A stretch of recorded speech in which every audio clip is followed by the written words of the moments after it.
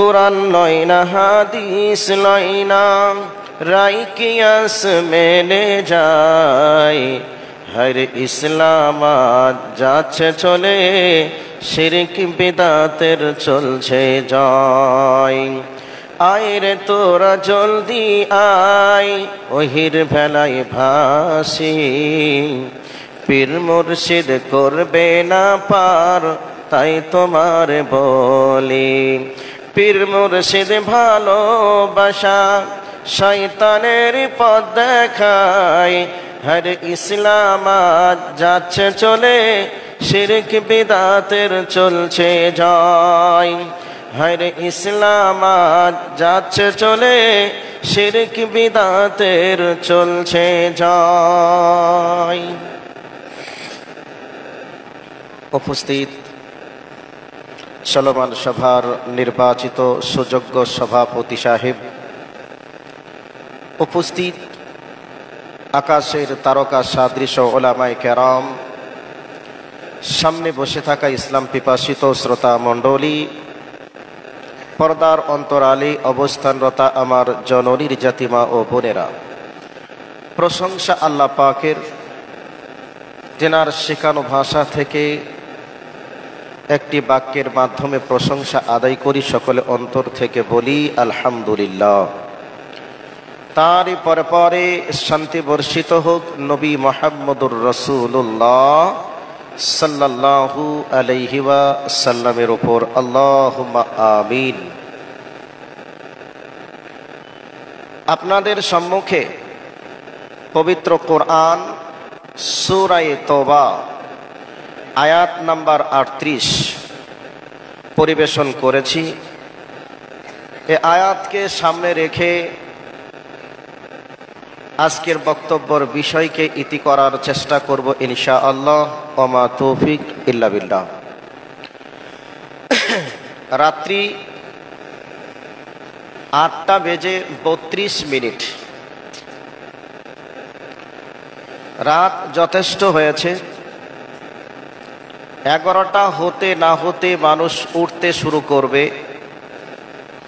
তাহলে রাত না হলে মানুষ আসছে না, রাত হয়ে গেলে মানুষ থাকছে না। মহা বড় একটা বিপদ। কর্তৃপক্ষ বক্তাদেরকে দাওয়াত দিয়ে নিয়ে এসেছেন আপনাদের জন্যই। আপনাদের উপস্থিতি যদি না হয়, বক্তারা আলোচনা করবেন কার সামনে? দোষ বক্তার নয়, দোষ কমিটিরও নয়, দোষ আপনাদের। বৎসরে এ মাদ্রাসায় একবারই জালসা হয়। তো এই জালসার দিনটার জন্য অবশ্যই আপনাদের কাজ কর্ম, গল্প গুজব, লেনদেন, ক্রয় বিক্রয় সব পরিত্যাগ করে এই দিনটার জন্য রিজার্ভ রাখার প্রয়োজন আপনাদের। কারণ এ জায়গাতে কোরআন এবং হাদিসের আলোচনা আপনাদেরকে শোনাবেন। কোরআন এবং হাদিসের আলোচনা শুনে নিজের জীবনটাকে মানুষ রূপে গড়ে তোলার চেষ্টা করবেন। এবার বলবেন, তাহলে কি আমরা মানুষ নই? জি, আপনাদের মতো আমাদের মতো মানুষগুলিকেই লক্ষ্য করে আল্লাহ পাক বলেছেন, উলাইকা কাল আনআম। তোমরা হলে বা ওই মানুষগুলি হলো চতুষ্পদ জন্তু। বালহুম আদাল। আল্লাহ পাক বলেছেন চতুষ্পদ জন্তুই নয়, বরং চতুষ্পদ জন্তুর থেকেও নিকৃষ্ট। উলাইকা হুমুল গাফিলুন, যারা উদাসীন তারা। কথা হলো, আল্লাহ শ্রবণের জন্য কান দিয়েছেন, দেখার জন্য চোখ দিয়েছেন, চিন্তা গবেষণা ভাবনার জন্য হৃদয় দিয়েছেন। কান থাকার পরেও যদি আমরা শুনতে না পাই বা শোনার চেষ্টা না করি, চোখ থাকার পরেও যদি আমরা না দেখি, হৃদয় থাকার পরেও যদি ভালো মন্দকে আমরা যাচাই বাছাই না করতে পারি, তাহলে আমার আর পশুর মাঝে পার্থক্য থাকলো কি করে?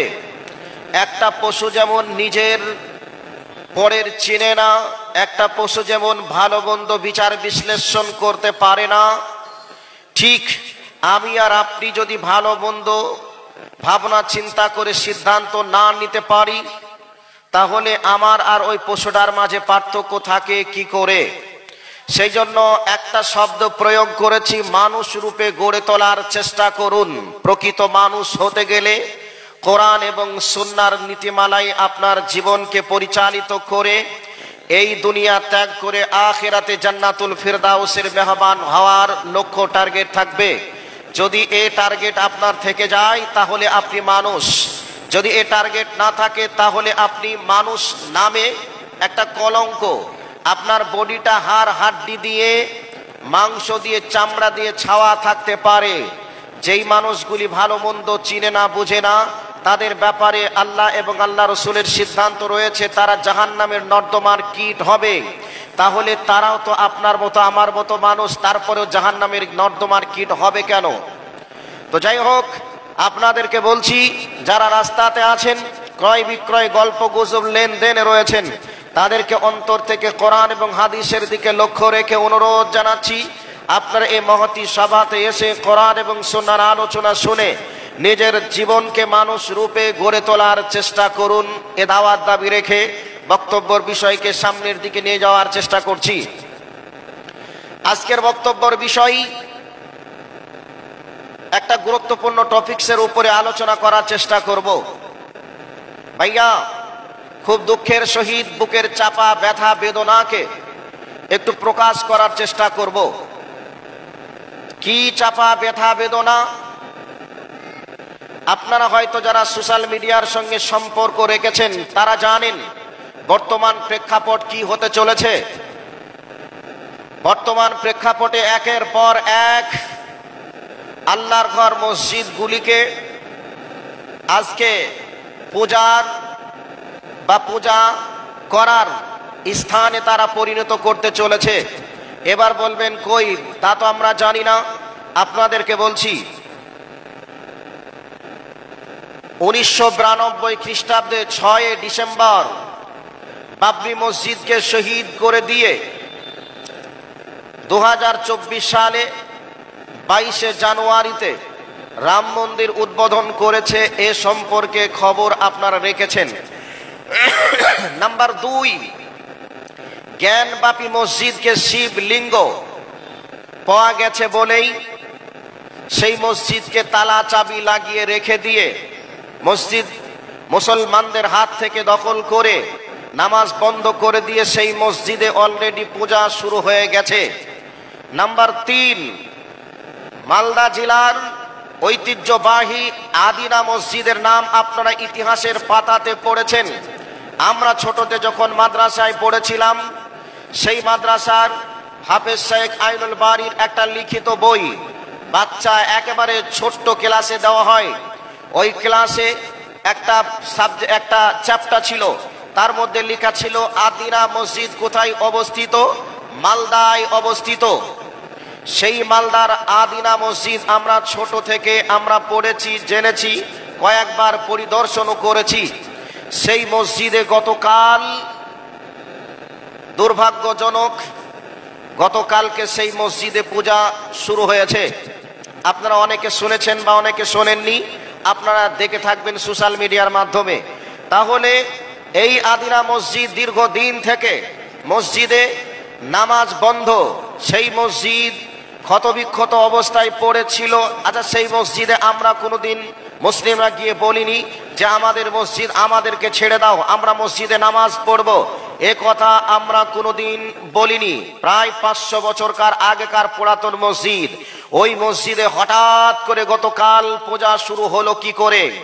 এই সোশ্যাল মিডিয়ার মাধ্যমে বর্তমান সরকারকে জানাতে চাই, একবারে কেন্দ্রীয় থেকে নিয়ে শুরু করে পশ্চিম বাংলার রাজনৈতিক নেতা নেত্রীদেরকে বলতে চাই, এতদিন মসজিদ পড়েছিল, যে অবস্থায় আছে সেই অবস্থায় থাকবে। নতুন করে এই মসজিদে আবার পূজা শুরু হলো কি করে? এরপরে তাদের দাবি হচ্ছে এই মসজিদ আদিনা মসজিদ নয়, এটা আদিত্যনাথ মন্দির ছিল, কাজেই আমরা এই মন্দিরে আজ থেকে পূজা শুরু করব। সেখানে দায়িত্বরত একটা পুলিশ ছিলেন, তিনি অনেক প্রতিবাদ করার চেষ্টা করেছেন, প্রতিরোধ করার চেষ্টা করেও ব্যর্থ হয়েছেন, তেনার গায়ে হাত পর্যন্ত ওঠানো হয়েছে ধমক দিয়ে জোর করে। সেই মসজিদে পূজা শুরু করেছে। সোশ্যাল মিডিয়ার মাধ্যমে তারা আবার নতুন করে দাবি করছে, জাগো হিন্দু জাগো, জাগো হিন্দু জাগো। আমাদের আদিত্যনাথ মন্দিরকে তারা মসজিদ বানিয়েছিল, আর আমরা মসজিদ রাখবো না, আমরা সেখানে পূজা করব। ভাই, আমরা ভারতবর্ষের সরকারকে বিশ্বাস করি, ভারতবর্ষের সংবিধানকে আমরা শ্রদ্ধা রাখি। সেই শ্রদ্ধা রেখে এতদিন পর্যন্ত ওই মসজিদে আমরা কোনোদিন কেউ নামাজ পড়ার জন্য যাইনি, নামাজ পড়ার জন্য দাবিও করিনি, খুলে দেওয়ার জন্য আমরা আদালতে আইনও চাইনি।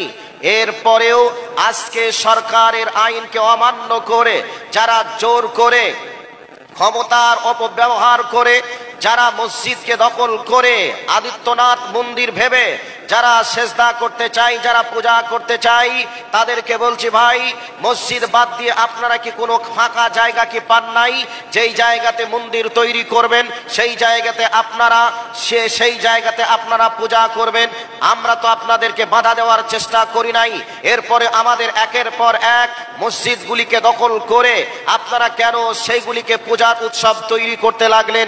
আসলেই গায়ে ক্ষমতা আছে, আসলেই কলমের জোর আছে, আসলেই প্রশাসনকে হাতে রেখে আপনারা যা ইচ্ছা তাই করবেন। এটা তো আমরা চিরদিনের জন্য মেনে নিতে পারবো না। কাজেই আপনাদেরকে বলছি, আপনাদের জন্য ফাঁকা জায়গা যেখানে পড়ে আছে ওই জায়গাতে আপনারা মন্দির একটা কেন 20টা তৈরি করে আপনারা সেখানেই পূজা তৈরি করুন, পূজা করুন। আমরা একবারও কথা বলবো না।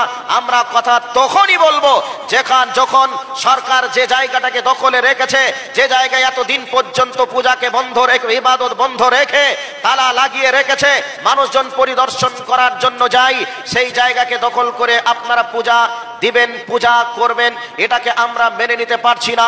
আমরা ভারতবর্ষের সংবিধানকে বিশ্বাস রেখে আপনাদের কাছে আমরা দাবি রাখি, মসজিদ যে অবস্থায় ছিল সেই অবস্থায় রাখার দাবি আপনাদেরকে জানালাম সোশ্যাল মিডিয়ার মাধ্যমে। বলা বাহুল্য, এই আপনাদেরকে একের পর এক এ বিষয়ে কথা বলতে গেলে সময় অনেকটা প্রয়োজন হয়ে যাবে। আমি আপনাদেরকে এ বিষয়টি বলার পরে এবার আপনাদেরকে চলে যাব আর একটা ইতিহাস সংক্ষেপে আপনাদেরকে দিব। ভাইয়া, আমরা আচ্ছা, আপনারা কেউ বিরক্ত বোধ মনে করছেন নাকি? কথাগুলি বলবো, এবার বলছি। আমরা এ ভারতবর্ষের মাটিতে একটানা 800 বছর রাজত্ব করেছিলাম, ইতিহাস তার প্রমাণ দেয়। ইতিহাস থেকে আমরা জেনেছি ভারতবর্ষে একটানা 800 বছর মুসলমানরা রাজত্ব করেছিল।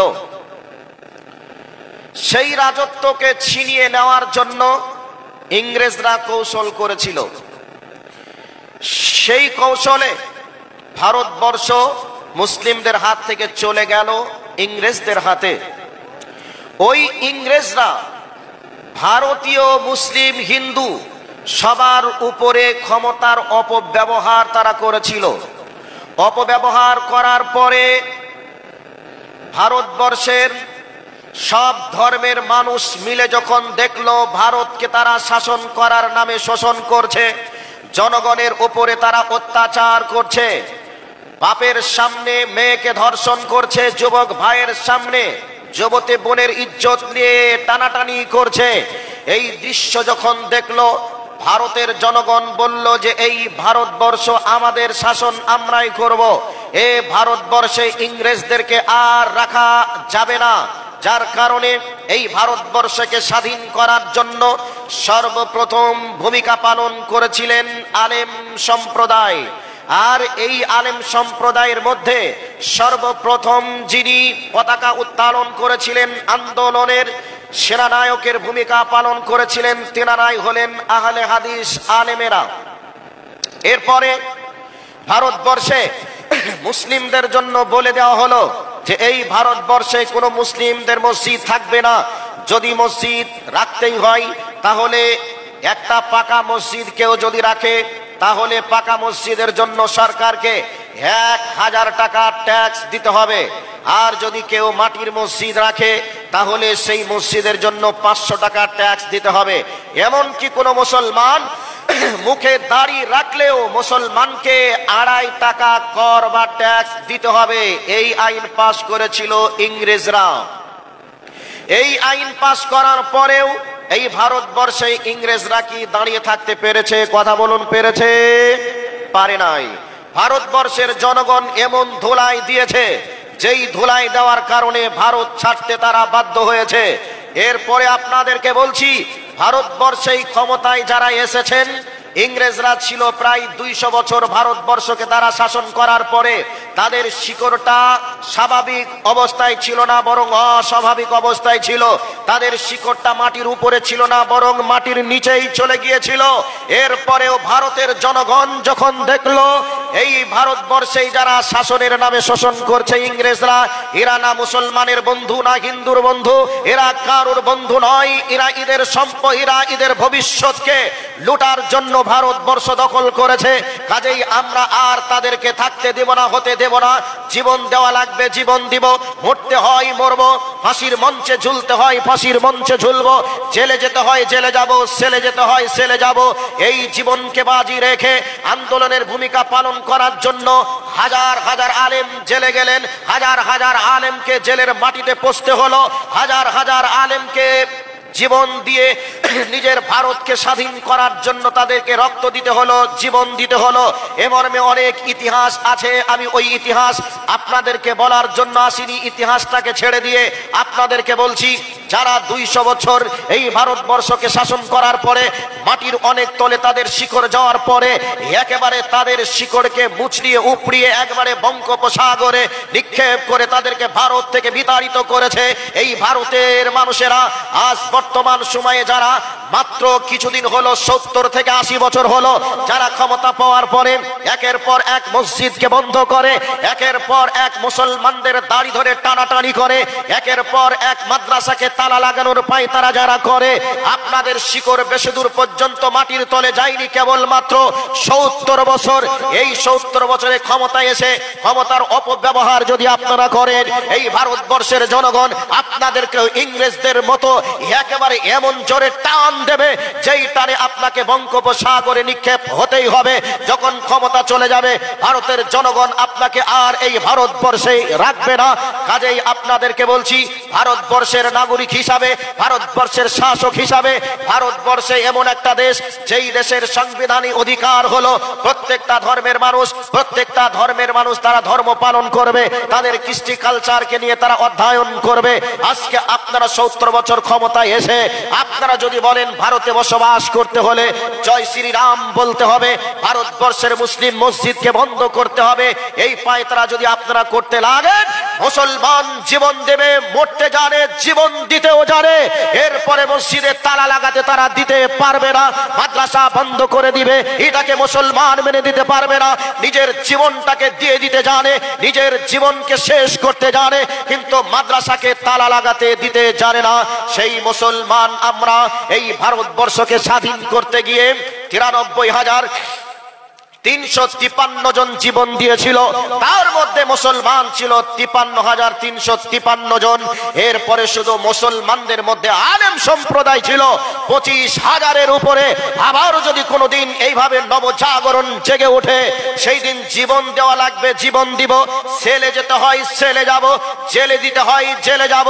এরপরে মসজিদ বন্ধ করবে, মাদ্রাসা বন্ধ করবে, দাড়ি ধরে টানাটানি করবে, এক ফোঁটা শরীরে রক্ত থাকা পর্যন্ত আমরা এটাকে মেনে নিতে পারবো না।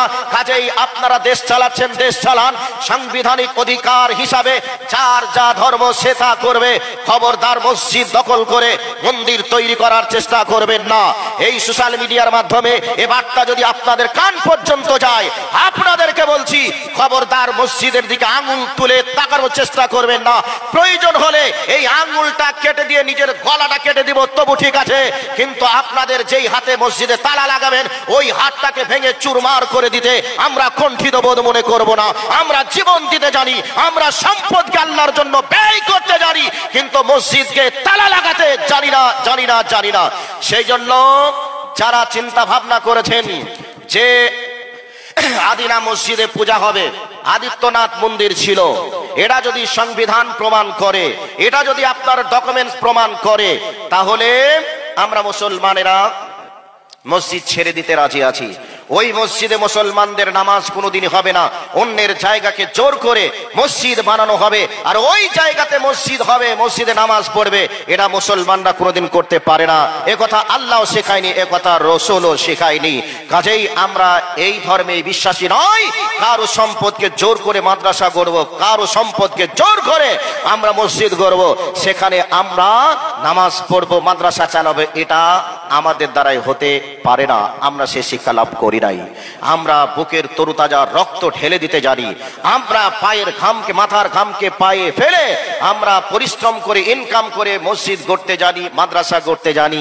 তার প্রমাণ শত শত আছে। গোটা ভারতবর্ষে আনাচে কানাচে কত মাদ্রাসা চলছে দেখুন, যেই মাদ্রাসায় সরকারি ভাবে কোনো সাহায্য না আসার পরেও কোটি কোটি টাকা খরচ করে মুসলমানরা মাদ্রাসা চালায়। যে মাদ্রাসায় আলেম তৈরি হয়, যে মাদ্রাসায় হাফেজ তৈরি হয়, সেই মাদ্রাসায় মুহাদ্দিস তৈরি হয়, সেই মাদ্রাসার জন্য কোটি কোটি টাকা তারা খরচ করতে জানে। কাজেই আমরা জোর করে কারো জায়গাকে 1 ইঞ্চি দখল করে মসজিদ মাদ্রাসা বানাতে জানি না, আমাদেরকে শিক্ষা দেওয়া হয়নি। বন্ধু, আপনাকে ছোট্ট করে একটা জীবনী শোনাচ্ছি। মাওলানা ফজলুল হক খায়রাবাদীর জীবনী আপনারা অনেকে শুনেছেন। মাওলানা ফজলুল হক খায়রাবাদী তিনি এই ভারতকে স্বাধীন করার জন্য ইংরেজদের হাতে বন্দী হলেন। ইংরেজদের হাতে বন্দী হওয়ার পরে মাওলানা ফজলুল হক খায়রাবাদীকে একটা সেলে রাখা হলো। লম্বা ঘটনা ছোট্ট করে আপনাকে বলার চেষ্টা করছি। মাওলানা ফজলুল হক খায়রাবাদীকে সেলখানায় সেলে রাখার পরে এমন ছোট্ট জায়গা, তিনি যদি দেওয়ালে হেলাম দেন, দেওয়ালে পেরেক কোথা আছে, পিঠে পেরেক ঢুকবে। পায়ের তলে দেওয়া আছে কাঁকড়া বিছু, কাঁকড়া বিছুর কামড়, কাঁকড়া বিছুর দংশনের যন্ত্রণা। একটু যে হাত বুলিয়ে দিয়ে নিজের শরীরটাকে একটু সেবা করার চেষ্টা করবেন, কাঁকড়া বিছুটাকে হাত দিয়ে ছাড়িয়ে দেবেন, সে ক্ষমতাটাও ছিল না। হ্যাট হতে গেলেই পেরেক ঢুকবে। এইরকম ছোট্ট একটা কুঠুরিতে মাওলানা ফজলুল হক খায়রাবাদীকে রেখে দেওয়া হলো। মাওলানা ফজলুল হক খায়রাবাদীকে বলা হলো, তোমার অপরাধ হলো ভারতকে স্বাধীন করতে চাও ইংরেজদের হাত থেকে। কাজেই তুমি যদি ভারত স্বাধীনতার আন্দোলনের ভূমিকা তুমি যদি পালন না করো, তাহলে তোমাকে ছেড়ে দেওয়া হবে, তোমাকে ছেড়ে দেওয়া হবে। মাওলানা সাহেব বলেছিলেন, আমি ভারতবর্ষের বাসিন্দা, ভারতবর্ষের নাগরিক হিসাবে ভারতবর্ষের মানুষের অধিকারকে আদায় করতে চাই, আমি কারোর সঙ্গে আপোষ করতে চাই না। শেষ পর্যন্ত মাওলানা সাহেবকে জেলখানাতে রেখে দেওয়া হলো। স্বাভাবিকভাবে জেলখানাতে রেখে দেওয়ার পরে দিনের বেলায় মেথরের মতো করে প্রস্রাব পায়খানার নর্দমা ড্রেন পরিষ্কার করে নেওয়া হতো। সকাল সন্ধ্যায় বেত্রাঘাতের ব্যবস্থা করা ছিল। এরপরেও মাওলানা সাহেবকে অর্ধলঙ্গ পোশাক পরিধান করে রাখা হয়েছিল, যে যাতে করে নামাজ পড়তে না দেওয়া হয়। মানসিক শাস্তি দেওয়ার জন্য মাঝে মধ্যে ইনজেকশন দেওয়া হতো। খাদ্যের জন্য দেওয়া হতো বালু মাখানো রুটি, সিদ্ধ মাছ, ফুটন্ত গরম পানি। এবার আপনারা বলবেন, ফুটন্ত গরম পানি একটু পরে খেলেই তো ঠান্ডা হবে, যে সুযোগ ছিল না। যথা সময়ে খাবারের প্লেট আসতো, যথা সময়ের খাবারের প্লেট নিয়ে চলে যাওয়া হতো। যথা সময়ে খাবার না খেলে আর প্রাণে বাঁচা যাবে না। এত বড় বিশাল মুহাদ্দিসকে জেলখানার মাটিতে রেখে এইভাবে না খেতে দিয়ে দিয়ে বালু মাখানো রুটি কি মানুষের দ্বারাই সম্ভব? সিদ্ধ মাছ খাওয়া কি সম্ভব? ফুটন্ত পানি গরম খাওয়া কি সম্ভব? অবশ্যই সম্ভব নয়। তারপরেও জীবনকে বাঁচানোর জন্য বেঁচে থাকার তাগিদে কিছু খাবার খেতেন। এভাবে দিন যায়, রাত আসে, রাত যায়, দিন আসে। এই করতে করতে জেলার তিনার কাছে ফার্সিতে একটা পাণ্ডুলিপি ছিল।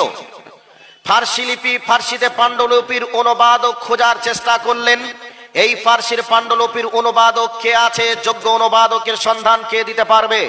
একজন আসামি বলল, যেই ব্যক্তিকে জেলখানার মধ্যে বন্দী করে রাখা হয়েছে, সেলে রাখা হয়েছে, মাওলানা ফজলুল হক খায়রাবাদী, উনি হচ্ছেন এই ফার্সিতে পাণ্ডুলিপির যোগ্য অনুবাদক। কাজেই যদি পারেন উনি পারবেন। জেলার হাত জোর করে অনুরোধ করে বললেন, স্যার, আপনার কাছে আমি একটা রিকোয়েস্ট নিয়ে এসেছি।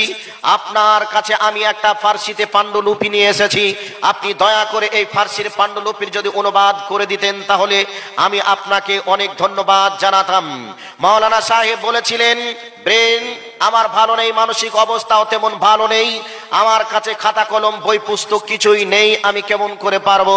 জেলার দাবি জানালেন। শেষ পর্যন্ত মাওলানা বললেন, ঠিক আছে আপনি আমাকে ফার্সিতে পাণ্ডুলিপিটা দিয়ে যান, আমি চেষ্টা করব।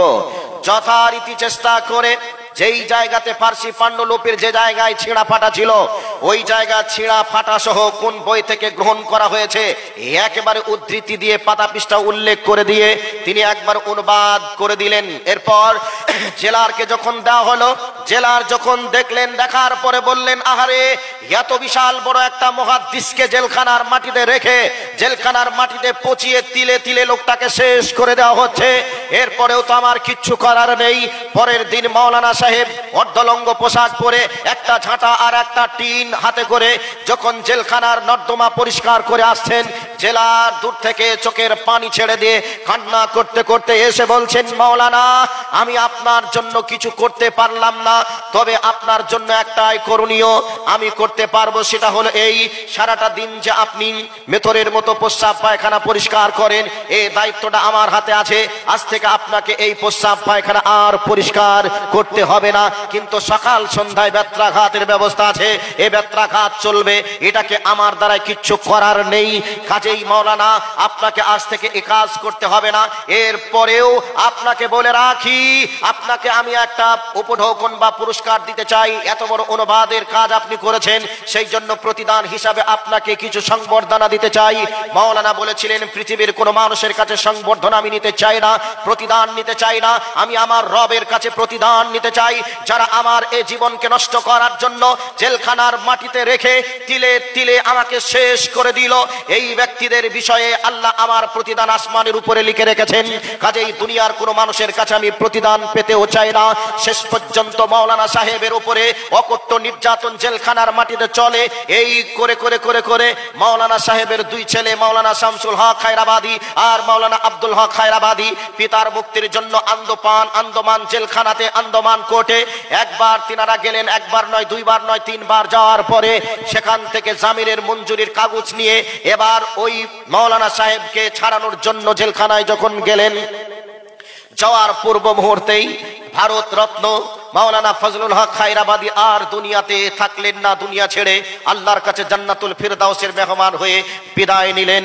নেওয়ার পূর্বে জেলারের সঙ্গে একটা সুসম্পর্ক তৈরি হওয়ার কারণে বলেছিলেন, মাওলানা সাহেব আপনার যদি কোনো কিছু মনে চাওয়া পাওয়া থাকে মৃত্যুর সময় আমাকে আপনি বলবেন।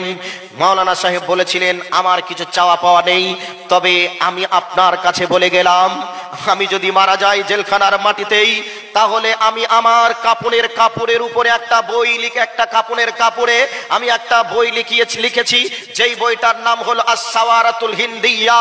আমি আস-সাওয়ারাতুল হিন্দিয়া বইটি কাপড়ের কাপড়ে লিখলাম। আমার ছেলেরা যখন আসবে, আমার ছেলেদের হাতে আমার কাপড়ের কাপড়টা তুলে দিবে আর বলবে, এটা তোমরা ছাপিয়ে মার্কেটে মাদ্রাসা সিলেবাসে চালু করার চেষ্টা করবে। মাওলানা আস-সাওয়ারাতুল হিন্দিয়া কাপড়ের কাপড়ে জেলখানার মাটিতে লিখলেন। এবার জেল থেকে যেদিন মুক্তি পাবে, গ্রামবাসী ভারত রত্নকে সংবর্ধনা দেওয়ার জন্য গোটা গ্রামকে, খায়রাবাদ শহরকে, খায়রাবাদ গ্রামকে ফুল দিয়ে সাজিয়ে একবারে সুসজ্জিত করা হলো। সেই ভারত রত্ন বীর শহীদ বীর আবার আসবে আমাদের মাঝে, এই নিয়াতে সুন্দর করে ভারতকে সাজানো হলো, সুন্দর করে সাজানো হলো।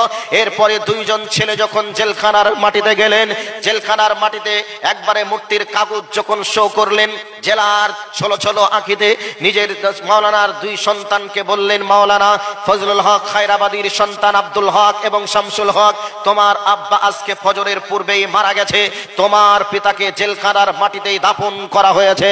আপনাদেরকে ছোট্ট করে একটা ইতিহাস শোনালাম। এইভাবে ভারতবর্ষের জেলখানার মাটিতে এক নয়, দুই নয়, হাজার হাজার আলেমকে জেলখানার মাটিতে শহীদ করে দিয়েছে, ইনজেকশন দিয়ে শহীদ করেছে, বিষ খাইয়ে মেরে দিয়েছে, মাওলানাদেরকে ফাঁসির কাস্টে ঝুলিয়ে শেষ করেছে, গুলি করে শেষ করেছেন। এই সময় একজন মাওলানা বলেছিলেন, শুনে রাখো হে ভারতবর্ষের ইংরেজের দালালরা, তোমরা শুনে রেখে দাও, তোমাদেরকে তোমাদেরকে বলি, শুনে রেখে দাও, একটা কোনো আলেমকে তোমরা দেখবে না তাদের পিঠে গুলির আঘাত লেগেছে। তোমরা গুলি মেরে শহীদ করার পরে গুলির ক্ষত স্থানকে তোমরা চেক করে দেখবে, কোন মুসলমানের বা কোন মুসলমান মানে কোন মুসলমানের এবং কোন মাওলানার গুলি পিঠের দিক থেকে লাগে নাই, বরং তাদের বুকের দিক থেকে গুলি লাগবে। তারা পিঠ ফেলিয়ে পালিয়ে যেতে পারে না। মুসলমান এক ऐसा জাত हो जो सर कटा सकता हो तो सर झुका ना सकता हो। মুসলমান এমন একটা বীর জাত, যেই বীরের জাতেরা রক্ত দিতে জানে, জীবন দিতে জানে, হার নত করতে জানে না। অতএব এই ভারতবর্ষকে স্বাধীন করার জন্য আমরা যে প্রচেষ্টায় নেমেছি, ভারতবর্ষকে স্বাধীন করতে গিয়ে জীবন দিতে পারবো, রক্তও দিতে পারবো। কিন্তু সাবধান, তোমরা জেনে রেখে দিও, গুলির আঘাতে মুসলমান ভয় করবে না, পিঠে গুলি লাগবে না, বুকে গুলি লেগে তার তরু তাজা রক্তকে দিতে পারা দিয়ে তার মা বোনদের ইজ্জতকে রক্ষা করবে, ভারতবর্ষের ঐতিহ্যকে রক্ষা করবে। এ দাবি হলো আমাদের। সেই ভারতবর্ষকে ইংরেজদের হাত থেকে রক্ত দিয়ে, জীবন দিয়ে একেবারে সেই ভারতকে স্বাধীন করে দিয়ে আজকে এমন চুচামার নেংটে দূরদেরকে চেয়ারে বসিয়ে দেওয়া হয়েছে।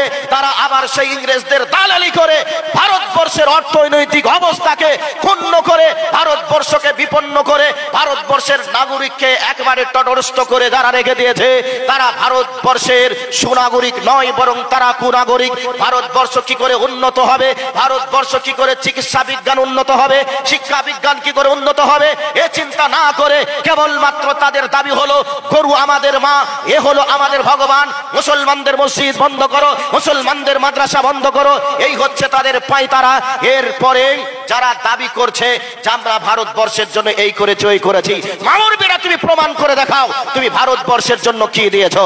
দিল্লির আজুল আল্লাহ দিল্লির গেটে তোমরা দেখতে পাবে আমার বাপ দাদা মুসলমানেরা এই ভারতবর্ষের জন্য কি দিয়েছে, তোমরা একটা প্রমাণ দেখাও।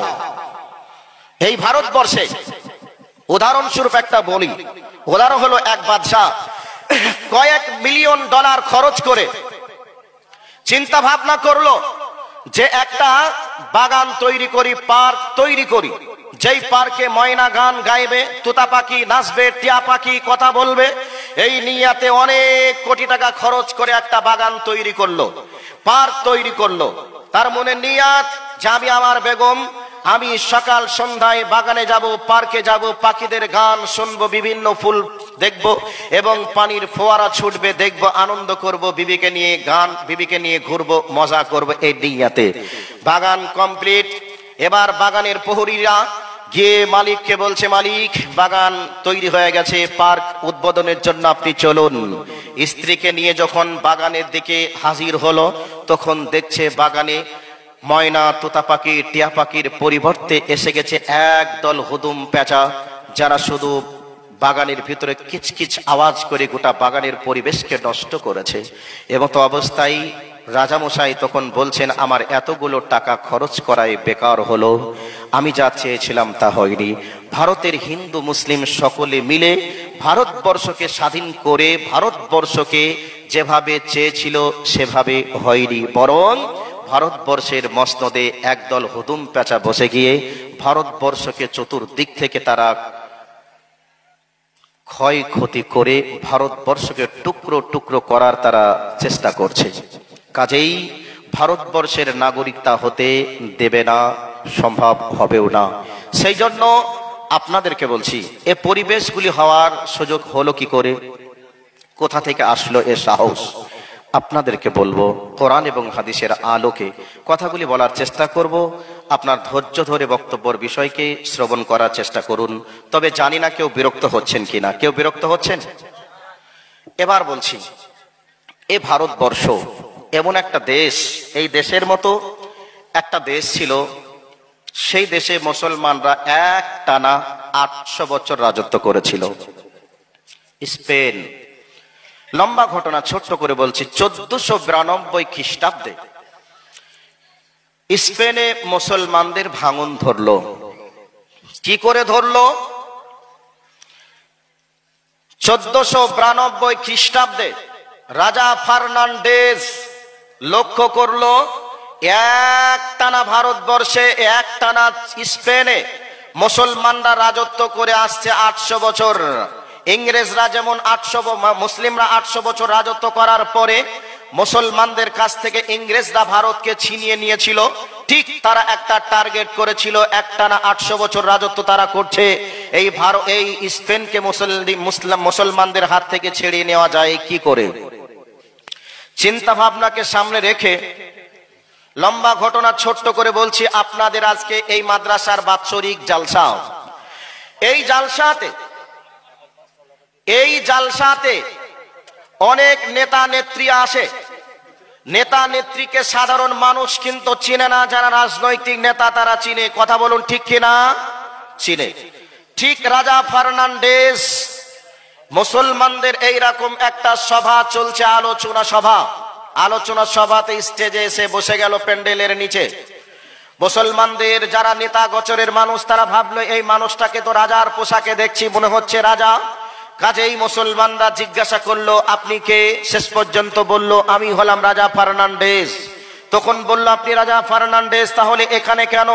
তখন মুসলমানদের উত্তরে তারা বলেছিল যে আমি মুসলমানদের ধর্মকে অনেক পড়েছি, মুসলমান ধর্ম সম্পর্কে আমার জ্ঞান আছে, মুসলমানরা অত্যন্ত ভালো, কাজে আমি এই ধর্মকে ভালোবাসি বলে আমি যাচ্ছিলাম রাস্তা দিয়ে, ভালোবাসায় বসে গেলাম। শেষ পর্যন্ত মুসলিমরা তাকে নিয়ে এসে স্টেজে জায়গা দিল। মুসলমান নেতা নেত্রীদের সঙ্গে সুসম্পর্ক বজায় রাখার চেষ্টা করলো, মুসলমান যুবকদের সঙ্গে বন্ধুত্ব করার চেষ্টা করলো। এমতো অবস্থায় রাজা ফার্নান্ডেজ মুসলমান যুবকদের কাছে একদিন দাবি করে বসলো, হে মুসলমান যুবকের দলেরা, তোমরা নামাজ পড়ো। এক কথায় মুসলমানরা তদানীন্তন সময়ে আমাদের মতো তারা মুখে বিড়ি আর চায়ের দোকানে বসে বসে তারা গল্প করতো না, সদা সর্বদা ইসলামিক নিয়ম কানুন তারা মেনে চলতো। ইসলামে যে নীতিমালা দেওয়া হয়েছে সেই নীতিমালাকে মেনে চলতো বলেই সেই জায়গাকে বলা হয় রিসাউল উন্দুলুস, মানে সেই জায়গা থেকে স্বর্ণ উজ্জ্বল ইতিহাস গড়েছিল মুসলমানেরা, সেখান থেকে সভ্যতা লাভ করেছিল গোটা বিশ্বেই। সেই ভাবনা চিন্তাই মুসলমানদের কৃষ্টি কালচার ছিল এত উন্নত, সেই উন্নত জাতিকে ধ্বংস করার জন্য সুস্থ মাথায় এসে একেবারে বন্ধুরূপে শয়তানির পোশাক পরে চলে আসলো মুসলমানদের কাছে। মুসলমান যুবকদেরকে একের পর এক বন্ধুত্ব তৈরি করলো। তৈরি করার পরে মুসলমানদের সাথে যায় আসে উঠে বসে করতে করতে এই অবস্থায় মুসলমানদেরকে বলছে, হে মুসলমান যুবকেরা, তোমরা নামাজ পড়ছো আর আমি নামাজ পড়ছি না। মুসলমানেরা বলল তোমাকে নামাজ পড়তে হলে কালেমা পড়ে মুসলমান হতে হবে। শেষ পর্যন্ত রাজা ফার্নান্ডেজ তখন বলল, একই সঙ্গে থাকছি, একই সঙ্গে বেড়াচ্ছি, তোমরা নামাজ পড়ছো আর আমি নামাজ পড়বো, এটা হতে পারে না, কাজে আমাকে তোমরা মুসলমান করে নাও। শেষ পর্যন্ত মসজিদের ইমাম সাহেবের কাছে গেল, যাওয়ার পরে বলছে, হে মাওলানা সাহেব, আমাকে আপনি মুসলমান হওয়ার সিলেবাসটা আগে শোনান, মুসলমান হতে গেলে কি করতে হবে। মাওলানা সাহেব সিলেবাস শুনিয়ে দিলেন, আমানতু বিল্লাহি ওয়া মালাইকাতিহি ওয়া কুতুবিহি ওয়া রুসুলিহি ওয়াল ইয়াউমিল আখির ওয়াল কদরি খাইরিহি ওয়া শাররিহি মিনাল্লাহি তাআলা ওয়াল বাসি বাদাল মাউত। বলে দিলেন 6টা বিষয়ের উপরে ঈমান রাখতে হবে। 6টা বিষয়ের উপরে যদি আপনি ঈমান রাখেন, তারপরে যদি আপনি কালেমা পড়েন, তাহলে আপনি মুসলিম হয়ে যাবেন। এবার মাওলানা সাহেবকে বললেন, ঠিক আছে, আমি 6টা জিনিসের প্রতি বিশ্বাস রাখলাম, আমাকে কালেমা পড়ে মুসলমান করে নেন। শেষ পর্যন্ত 6টা বিষয়ের স্বীকৃতি দিল, দেওয়ার পরে কালেমা পড়ে মুসলমান হলো। এবার বলছে, আমি যদি মুসলমান থেকে বার হতে চাই তাহলে কি করতে হবে। তখন বলে দিলেন ইমাম সাহেব, যখন কোনো মুসলমান জিনা করবে তখন কোনো মানুষের ভিতরে ঈমান থাকবে না, বরং ঈমান বার হয়ে চলে যাবে। এবার মুসলমান হওয়াও শিখলো, মুসলমান থেকে কি করে বার হতে হয় তাও শিখে গেল। এবার যুবকদের সঙ্গে মসজিদে যায়, মসজিদে নামাজ পড়ে, মুসলমানদের সঙ্গে ওঠা বসা করতে করতে যুবকদেরকে বলল, যুবকের দল, তোমরা যে এতক্ষণ ধরে নামাজ পড়ছো, সারাটা দিন বসে থাকছো, এরপরে তো কোনো কাজ কাম করো নাই, কাজেই আমি তো রাজা মানুষ, তোমাদের সংসার চালানোর জন্য তোমাদেরকে আমি কিছু টাকা পয়সা দিব, তোমরা কি নেবে? যুবকেরা বলল, টাকা পয়সা দিলে কি আর না নেই, অবশ্যই টাকা নেব। শেষ পর্যন্ত যুবকদেরকে বলল, চলো একটা খেলা আমরা তোমাদের সঙ্গে করি। যেই খেলাটার নাম দেওয়া হয়েছিল বিনতি কাবার। বিনতি মানে নিজের জন্মদাতা মেয়েকে বলা হয় বিনতি, মানে নিজের মেয়ে, নিজের মেয়ে, কাবার মানে হচ্ছে গর্ভবতী, নিজের মেয়ের গর্ভবতী, এই শব্দেই নাম দেওয়া হয়েছিল বিনতি কাবার খেলা। সেই খেলাটার নাম হলো বাংলায় তাস খেলা। এই তাসের ভিতরে দেখবেন একটা গোলাম নামক একটা প্লেয়ার আছে, বিবি নামক একটা মহিলার মতো ঘুমটা কেটে থাকে, আমরা দেখেছি, দেখেছে কি দেখে নাই, এই দৃশ্যগুলিকে আমরা দেখেছি। তো যাই হোক, লম্বা ঘটনা অতি সংক্ষেপে বলার চেষ্টা করছি, পরে আর একটু কিছু কথা বলবো বলেই এই অবস্থায় খেলা শুরু করে দিল। মুসলমান যুবকদেরকে বলা হলো, এই খেলা তোমরা যদি খেলো তাহলে তোমাদের সঙ্গে আমি খেলবো, এরপরে নামাজের সময় হবে, নামাজ পড়বো, তোমাদেরকে কিছু টাকাও দেব। এই খেলা শুরু হয়ে গেল, খেলা শুরু হয়ে গেল। এবার খেলতে খেলতে নামাজের সময় হয়ে গেছে, মুয়াজ্জিনের মসজিদ থেকে মুয়াজ্জিনের কণ্ঠে আজান আসছে, হাইয়া আলাস সালাহ হাইয়া আলাল ফালাহ। এবার আজান হয়ে গেল, যুবকদের মধ্যে কেউ বলছে চলো আজান হয়ে গেল, নামাজে যাই। এবার প্রথম দিন নামাজের দিকে গেল, যেতে যেতে দুই একদিন হতে না হতে